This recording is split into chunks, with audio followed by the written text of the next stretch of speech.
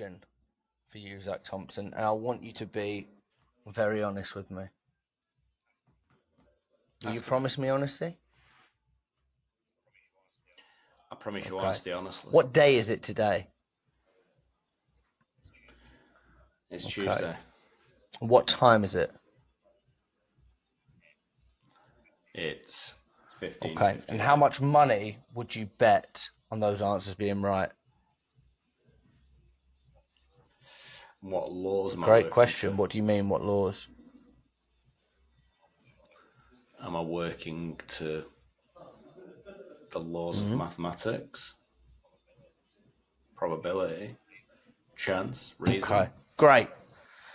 The Really, philosophical really good understanding of clarifying what is questions, time. and I'm really actually glad that you asked because you're playing right into my hands like a piece of carrot.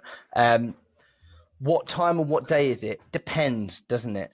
It depends on where you are. It depends on what you're doing. It depends on so many different variables. I've been thinking a lot about perspective. Okay. Have you ever heard the story of the fruit bowl? And I don't mean some swingers party. I don't mean that.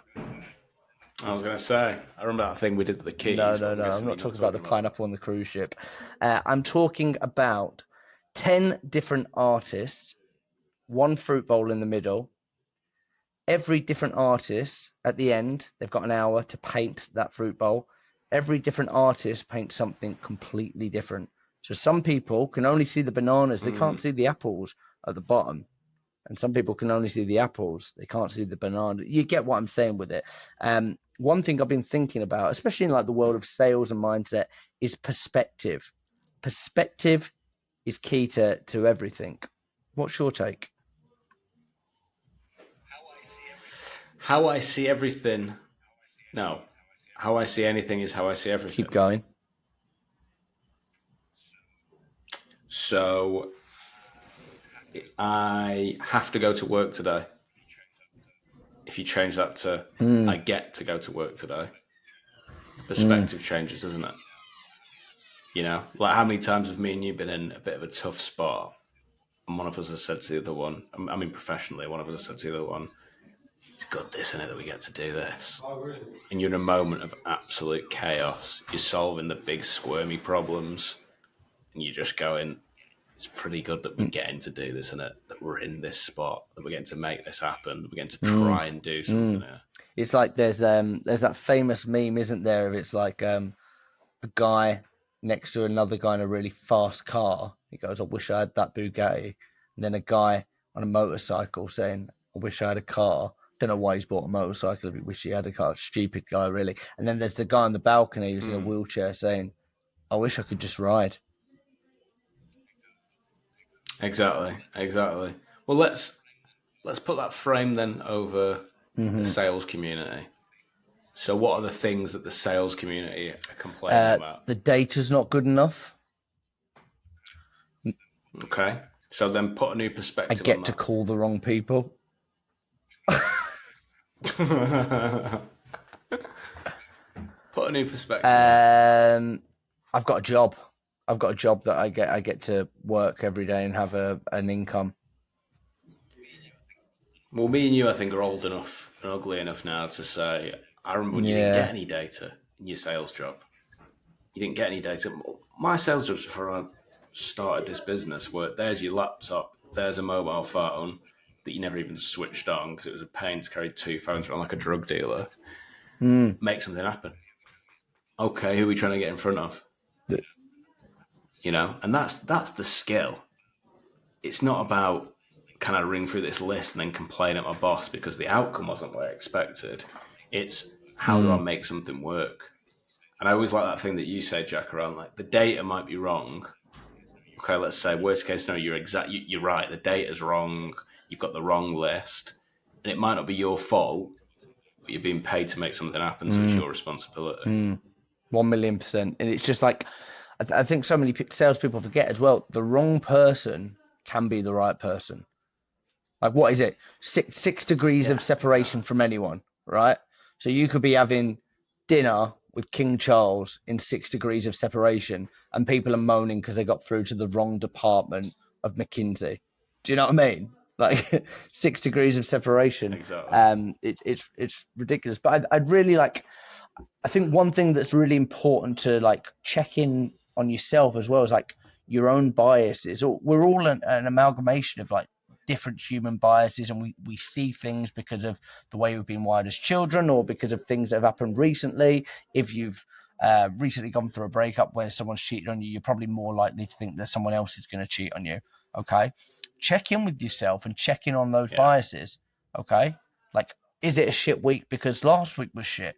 Or is it a shit week because you've been shit talking yourself and you've had negative talk for 20 years? Like, what is the truth? I'm reading a book at the moment called Useful Oh, Not yeah. True, and it's about like checking in like what's actually fact. I sent it to you the other day. I said something like the facts without any human biases are just boring. There's nothing to have a conversation around. The sun is hot, cool. And what is hot? What is hot? Yeah. Baby Don't Hurt Me. Sorry, you set me up for that. I think the other one as well that pops up a lot is the recency bias with salespeople. So the thing of like, I've had 100 calls, they've been somewhere in the realm of good to average in terms of how they've been received. And then you have that one call, the guy's like, fuck off, where'd you get my number from? This is a GDPR law, you've broken here, I'm going to be putting you through to trading standards. They're absolutely mad. And you put the phone down and you think, the script's wrong, the data's wrong, the product's wrong, we're in the wrong market. You look for everything that's wrong, other than asking yourself, whenever I've reacted like that with someone, what's normally been going on in my life? Oh, I've been having a bit of a tough day, something's going on with my partner, I've crashed my car. Like, there's no one wakes up thinking, can't wait for a cold call to ring me today because I hate those guys. I'm going to bollock someone today, and I just sit here waiting to bollock people. No one is doing People that. don't hold up the ugly mirror enough, I don't think. Like, okay, what have I done? What have I done to cause this? Like, the majority of, if you, in any kind of cold call or sales call, it's like, if it goes tits up, it's probably because you said something you shouldn't have said, or you didn't say something that you should have said. You didn't call something out, or you did call something out. I'm going to call out a dog in a minute, live on air. I'm going to call out one of those dogs. But usually it's your fault. Like, so you know the one thing that goes around on LinkedIn that really gets on my nerves. Okay, and you would have seen this everywhere. It's like, oh, so you're a CEO that has a team cold calling people, but when I cold call you, you don't want to take. You say you don't take cold calls. Big deal. Get over it. What, you're going to waste time and energy thinking about someone that's not going to take your call? Cool. Like, do something better, or like use your energy somewhere else. But what you can do, whinge and moan about somebody. There's a YouTube channel I'd recommend to people. I watch them every now and again, these videos. I don't know if you've ever seen them, Jack. They're called Reflections on, I think it's Reflection on or Reflection of Life. No. Do you know them?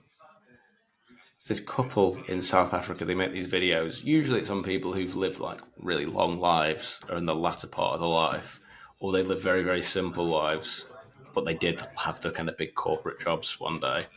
And I was watching one the other day, and there's this South African guy. He's living in the middle of nowhere. He's got this very, very simple life. And he said, when I started asking myself around my thoughts and my feelings and things that would come up and things that would be thrown my way, when I started saying to them, is it true? My whole life changed. And he said, so that's what I would ask people to do. He's this old man with his beard, and he's got this beautiful life in South Africa, and he's just constantly, whenever he faces something, is it true? You know, and it's that Seneca line, isn't it? I suffer more in my imagination than I do in reality. Is it true? I think that's a beautiful place to end. I thought that was very is it true? And I bang on about it, but 100 years from now we'll all be dead and buried, and no one's going to give a shit anyway. I won't be. They've already been on to me about inserting Sorry? into right, okay.